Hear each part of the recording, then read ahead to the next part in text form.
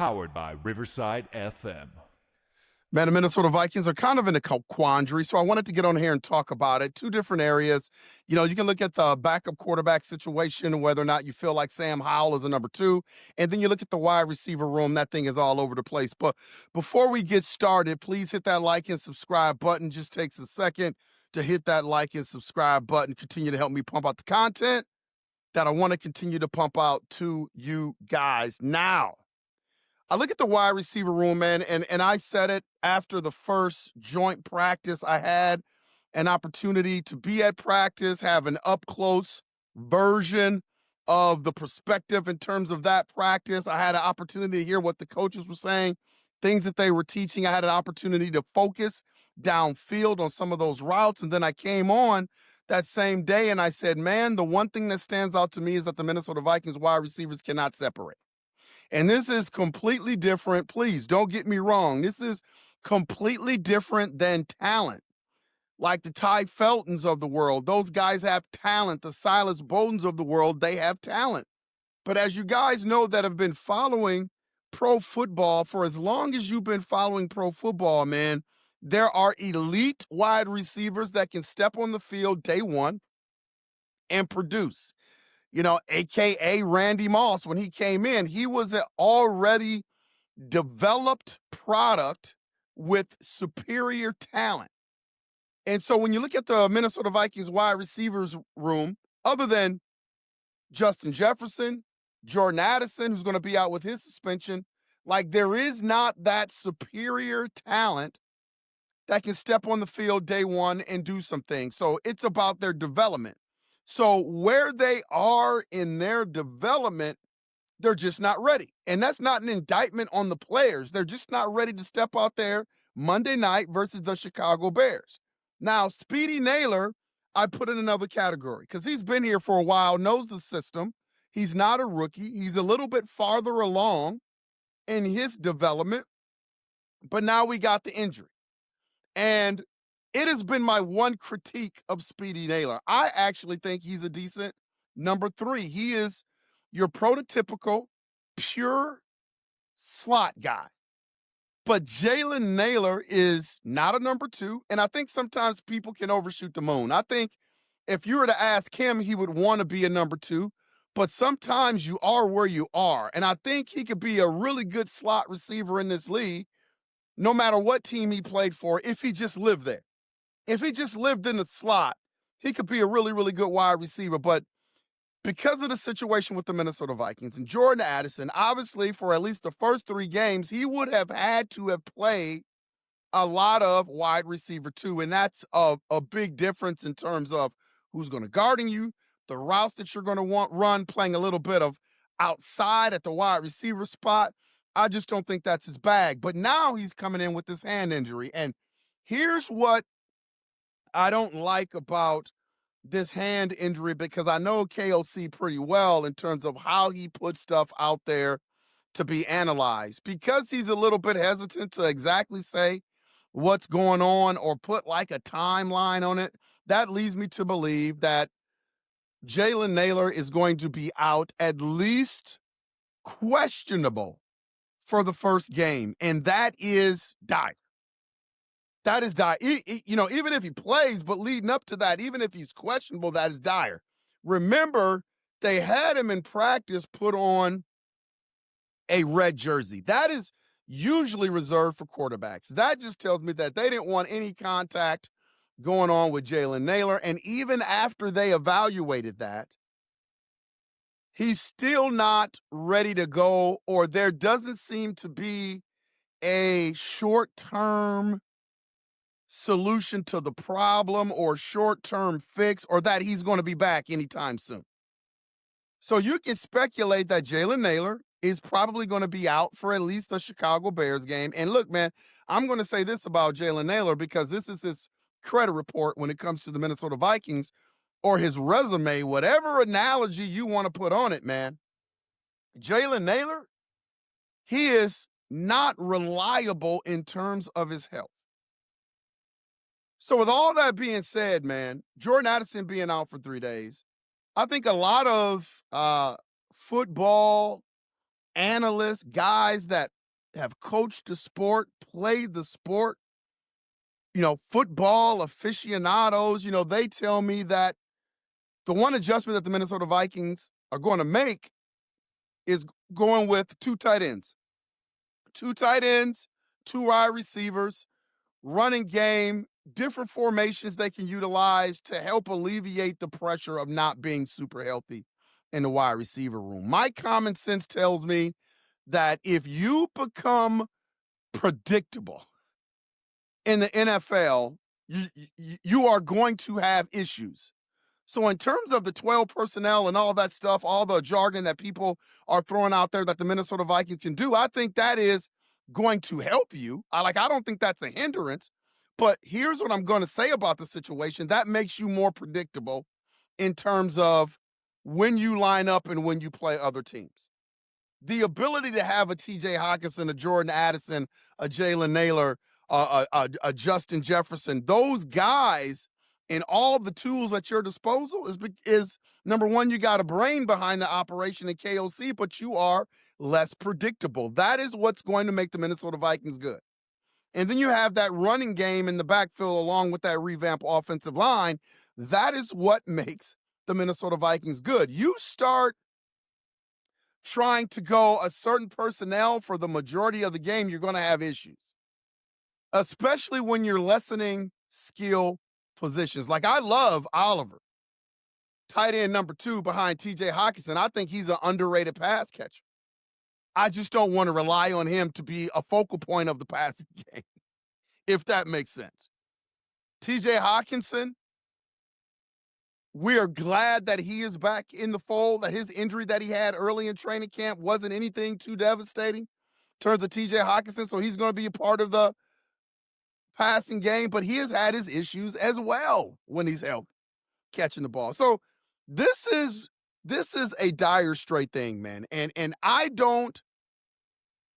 the one thing that I don't want the Minnesota Vikings to do is take a lackadaisical approach to being ready for that Monday Night Football game, or take a lackadaisical approach in terms of adding a wide receiver to this roster. UP Nation, Purple Gang, Skull Nation, they must do this.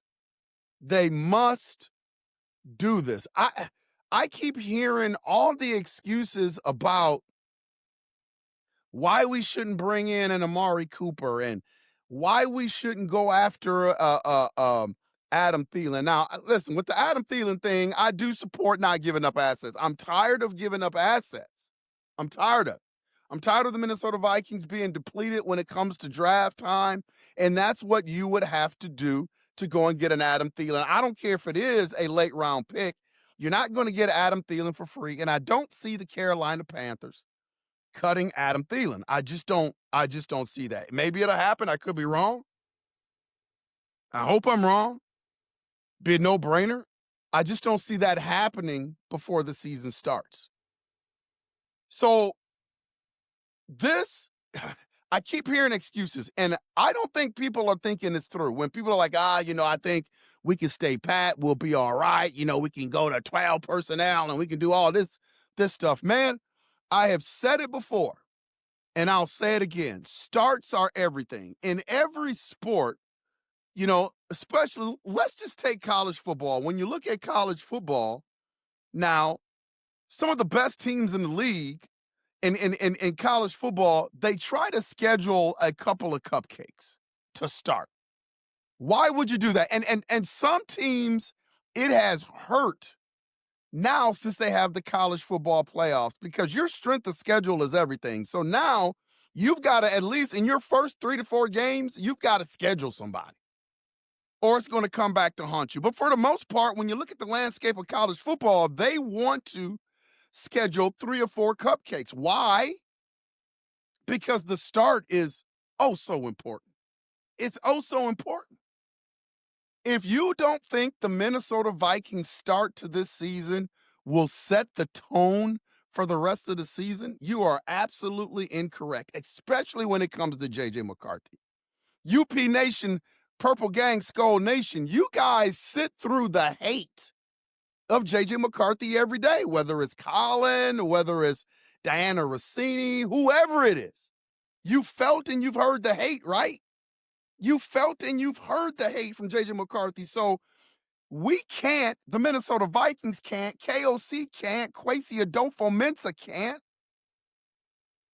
put JJ in a situation where he's going to struggle. Like, the optics of that thing has to look good. At least you're not in control of all that, but you at least have to have pieces out there that are going to help JJ McCarthy. That's why it's imperative. It's imperative that they get off to a good start. It's imperative that they have all the pieces in place for him to get off to a good start. Because you know the backlash is going to be devastating if the Minnesota Vikings don't get off to a good start. And you may say, well, you know, he can't listen to that. He's mentally strong enough. Man, we don't have enough resume in the NFL of how JJ is going to respond to that. I mean, this kid, he's got a baby on the way. This kid has the weight of a franchise on his shoulders. I'm telling you, man, I've coached the game for a long time. When you have a fresh, young talent in your organization, it would behoove you not to have talent that can help cushion that learning curve. And that is what J.J. McCarthy needs. So my whole thing is, if the Minnesota Vikings stay pat and they go, and I believe they're going to make the move, but it's got to be a right move. Look, they're talking about bringing Powell back. And again, I wouldn't hate the move. I just think you can make a better move. I just think you can make a better move, because this move just can't be a stopgap move in terms of, hey, we just got to wait 3 games or we got to wait. Dude, the level of attrition in the NFL, players going in, players going out. Like right now, we're missing Jordan Addison and we're missing Nailor. Hell, when Jordan Addison comes back, TJ Hawkinson can go down. So this has to be in my opinion, a 1-year long-term move, pluggable, reliable asset, as reliable as possible. I am surprised that people are scoffing at the name Amari Cooper, and it's not about it being a sexy name. And I don't know what Amari Cooper is asking for. That could be a big part of this. I don't have that type of information. He could be asking for a bag, man. And I'm not giving Amari Cooper the bag. So with that being said, I don't know what's being offered. But here's what I'm going to tell you. If you can get Amari Cooper at a reasonable price for a year's contract, there is no debate or argument that I would listen to that thinks that that is a bad move. Powell knows the system, but he doesn't move the needle for me. Amari Cooper knows the NFL, and he's a better route runner. If you want to throw the special teams thing in there, that Powell will give you another element as special teams, you have those guys. And again, I know all 3 phases are important, offense, defense, special teams, but you have guys, the Ty Feltons, the Silas Bowdens, who can fill that spot in terms of punt returning. It may not be stellar. It may not be what you want, but I prioritize the wide receiver room and the offense a little bit more than punt returning. That's just where I stand on it. People can think what they want. Everybody's opinion is their opinion. I respect it. I just don't understand how you can look at a guy. And Amari Cooper comes with not having to give up any assets to go get him. And I've heard the arguments, Amari Cooper didn't do well in Boston last year, or he's washed up. Man, you don't need for him to come out and be Jerry Rice. You need reliability. You need a veteran that can go out and read defenses, that can pick up things quickly. That is Amari, and a good teammate, and that won't come in and destroy culture. We're so sensitive when it comes about the Minnesota Vikings culture, and damn well we should be. Amari Cooper will not come in and destroy that. He's been a stellar teammate in the locker room, everywhere that he's gone, from the Dallas Cowboys to the Cleveland Browns, from the Browns to the Buffalo Bills, and now where he lands next. My whole thing is, I'm telling you, the first 5 games, UP Nation, Purple Gang, Skull Nation. By the way, hit that like and subscribe button. Those first 5 games are just really, really important to me. Because I think if we get off to a good start, it changes the whole complexion of our season. I think as the season goes on, J.J. McCarthy is going to get better and better and better and better. He will be better at game 8 than he was at game 4. He will be better at game 12 than he was at game 8. That's the way I see J.J. McCarthy's development going, but it has to be done the right way. I don't want J.J. McCarthy to have a whole lot of struggles that first 5 games, because he doesn't have to. And for those of you that have been paying attention to that first 5 games, heck, when we first got to schedule to where we are now, those first 5 games are a little bit harder. Those first 5 games are a little bit harder than they were way back then. Aaron Rodgers to the Pittsburgh Steelers, I'm not buying that Aaron Rodgers is trash. Here's what I'm buying. I'm not saying that the Pittsburgh Steelers is getting MVP Aaron Rodgers, but here's what I know. When the schedule came out to now, the Pittsburgh Steelers are a better team with Aaron Rodgers. You can't dispute that. They've added pieces on the defensive end, Jalen Ramsey, the Pittsburgh Steelers now. To me, that was a for sure win on the calendar. I still think it's a win on the calendar, but we got to have some stuff in place. We got to have some stuff in place. But I do think it's a tougher game. The Cleveland Browns, they've been in a quandary with their quarterback. They've got about 1,000 quarterbacks in their quarterback room right now. When you add Deshaun Watson, they just named Joe Flacco the starting quarterback for the Cleveland Browns. The Cleveland Browns defense is not trash, and Joe Flacco is a pretty good gap quarterback until the Browns figure out who their franchise quarterback is. That game overseas becomes tougher. UP Nation, Purple Gang, Skull Nation, that game becomes tougher. So the theme in Egan with the Minnesota Vikings should be, what do we have to do to get off to the best start possible? What do we have to do to help JJ get off to the best start possible? See, I think again, man, real life jumps in to a lot of stuff. This JJ McCarthy, at the age that he is at, I look back at when I was his age.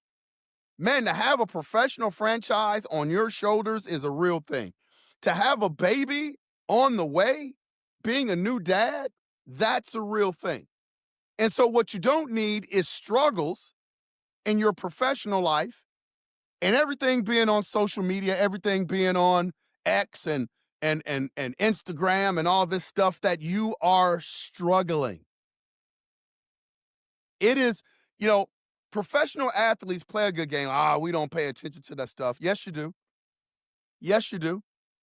If you're not directly picking up your phone or your tablet or however you view this stuff, I guarantee you got friends in your inner circle that's going to let you know what's being said about you. That's just kind of how friends are. They want to see your response, especially when you're in the situation that you're in. So remember, I'm just going to leave you with this because it is pertinent. It really, really is. I think sometimes it is good to have patience and to wait to see what develops. I'm not a spontaneous buyer. Like they always say, you shouldn't go to the grocery store when you're hungry, because then you're getting a little bit of this, you get a little bit of that. You go up to the cashier and your bill is like $150. Same situation with the Minnesota Vikings. And I think Kwesi takes this approach. But I think they need to have a little bit of sense of urgency for this, because I think it's a situation that will shape the tone of the season, especially at the start. Remember the quarterback situation, everybody, I mean, the names that were flying around, and I know, during the offseason, the big story was possibly Aaron Rodgers, but I'm not even talking about that. I'm talking about the possibility of keeping like a Daniel Jones, and you heard the Joe Flacco's, and you just heard all of these names out there. And there was this big pool of candidates out there for the Minnesota Vikings to choose from. And we were just waiting for the Minnesota Vikings to pick up a free agent quarterback. And week after week, there was nothing. And we were like, okay, well, maybe they have a wink nudge deal with a guy like Joe Flacco. We found out that that was not true. And, then, there was a whole thing, maybe we should wait after June 1 and because it wouldn't count against the cap and all of this stuff. And it turned out we waited and teams just started snapping up legit QB2s. And during the draft, we acquire Sam Howell via trade, again, giving up some assets. We got our number 2 quarterback filled, but the waiting depleted your options. And now we're sitting here, August 19th, talking about who's our QB2. When we could have solidified that during the offseason. And I'm not saying the route that they take was wrong. I'm just saying sometimes hesitation will bite you in the ass. And so now, because we didn't have a sense of urgency at that QB2 spot, we are sitting here in August talking about who's going to be our QB2. Is Sam Howell good enough? And it didn't have to be that way. So don't make the same mistake twice. You've got some guys out there now that you can acquire. Boyd from Cincinnati, I wouldn't mind him. Reliability, good pass catcher, been in the league for a while.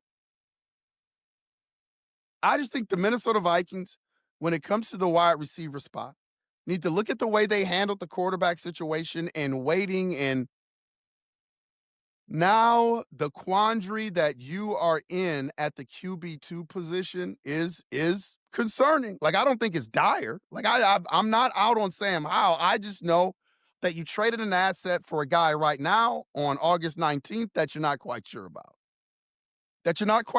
I think that's safe to say. I'm not throwing Sam Howell under the bus. I'm just saying, those of you out there, UP Nation, Purple Gang, Skull Nation, are you sure about Sam Howell? I mean, to give up an asset for a guy, you should have been sure.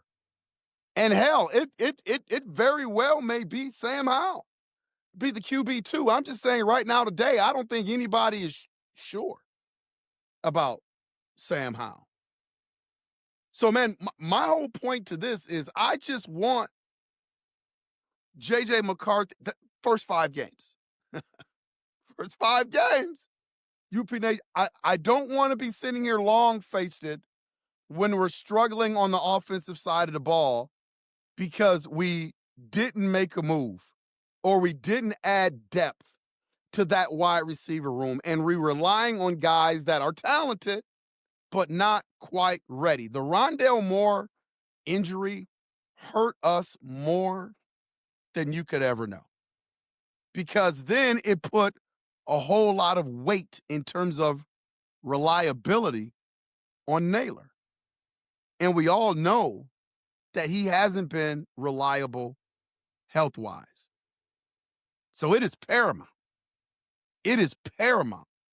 That the Minnesota Vikings make a move at wide receiver. The right move, not just any move, but the right move that will add legit depth, not a placeholder. I don't want a placeholder, not for JJ and his development in those first 5 games. It's too important. That's why I'm not sold on Powell. Like, Powell doesn't move the needle for me. He's a guy that knows the system, but he's a guy that knows the system that doesn't give you a whole lot of production. If he gave you a whole lot of production, he would still be here. Right? So it's got to be the right move, UP Nation, is all of I'm saying. It's paramount. It's paramount. Please hit that like and subscribe button, man. This has been Unconventional Playbook. It only takes a second. We're going to be continuously following this thing, man. Like I said, I think the Minnesota Vikings are going to make a move at wide receiver. I think they have to. But what that move is, I'll never know. UP Nation, we will make sure to see ya when we see ya. Go.